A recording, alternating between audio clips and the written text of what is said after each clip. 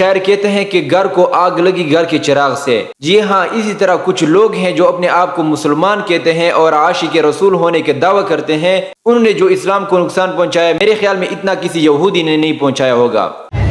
یہ دیکھیں ماشاءاللہ سے نہ اللہ تعالیٰ کے گھر کا خیال رکھا گیا، نہ اپنے محبوب کا خیال رکھا گیا، اور نہ دین اسلام کا خیال رکھا گیا۔ میرے ایک دوست ہیں، اس نے مجھے یہ ویڈیو سینڈ کی ہے، اسلام آباد کی ویڈیو ہے، کہ وہاں پر ڈول باجے لے کر مسجد میں ڈول باجے بجا کر وہاں پر ناچ رہے، ہنس رہے اور خوش ہو رہے، اور یہ عام لوگ نہیں ہیں، اس میں ان کے اپنے علماء اکرام ہیں۔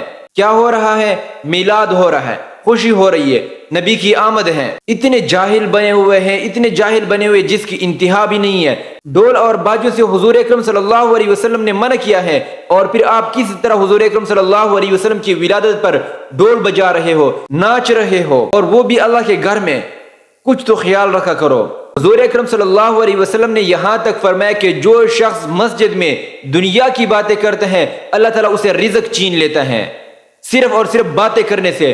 اور جو لوگ مسجد میں ڈانس کرتے ہو، مسجد میں ناچ رہے ہو، اور مسجد میں ڈول لے کر آتے ہو، تو اس کے لیے کیا حکم ہے؟ اور یہی لوگ پھر اپنے آپ کو عاشق رسول کہتے ہیں۔ پھر جب ہم اس پر بات کرتے ہیں تو لوگ کہتے ہیں کہ فرقہ واریت مت پھیلاؤ۔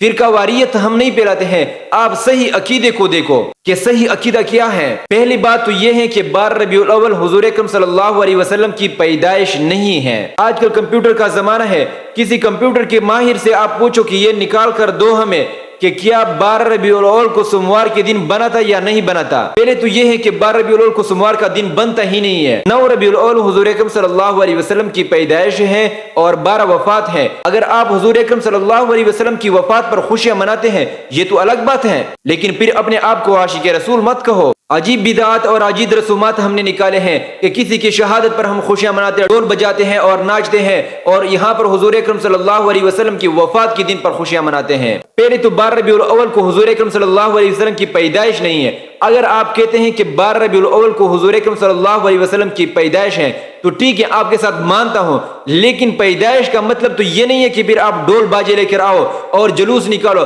خواتین بھی آپ کے ساتھ شامل ہیں اور ناچو، اور اسی جلوس کے دوران کتنی بد اخلاقی ہو جاتی ہیں، کتنی بے حیائی ہو جاتی ہیں، یہ تو ہمیں معلومات ہیں۔ نمازیں رہ جاتی ہیں۔ 12 ربیع الاول منانا ہے تو پھر اسی طریقے سے مناؤ کہ اس تاریخ کو ہمارے پیارے نبی حضور اکرم صلی اللہ علیہ وسلم دنیا میں تشریف لائے اور پورا کا پورا دن ہم تک پہنچایا، جو شر کی بات تھی وہ بھی پہنچایا، جو خیر کی بات تھی وہ بھی ہم تک پہنچایا۔ اور پھر یہ دیکھو کہ ہم نے اس پر کتنا عمل کیا۔ ہمارے نبی نے ہر حال میں، چاہے بارش ہو رہی ہے، چاہے طوفان ہے، چاہے گرمی ہے، چاہے سردی ہے، جس حالت میں بھی ہو، ہر امتی کا پیچھا کیا اور ہر امتی تک پیغام پہنچایا دین کا۔ کیا ہم نے دیکھا ہے کہ ہم نے اپنے نبی کے دین پر کتنا عمل کیا ہے؟ اور اپنے آپ کو عاشق رسول کہتے ہیں۔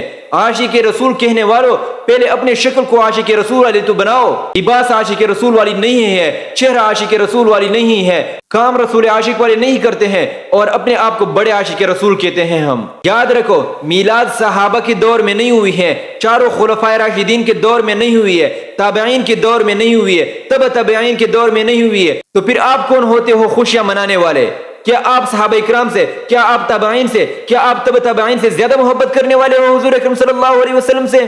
صحابہ تو حضور کے وضو کا پانی بھی اپنے اوپر ملتے تھے، اتنی محبت تھی، جبکہ آپ ایک نماز نہیں پڑھ سکتے ہو، آپ ایک نماز پڑھنے کے لیے مسجد تک نہیں جا سکتے ہو اور اپنے آپ کو عاشق رسول کہتے ہو۔ کیا آپ صحابہ اکرام سے بڑے عاشق ہو؟ کیا آپ صحابہ اکرام سے بڑھ کر اپنے حضور سے محبت کرنے والے ہو؟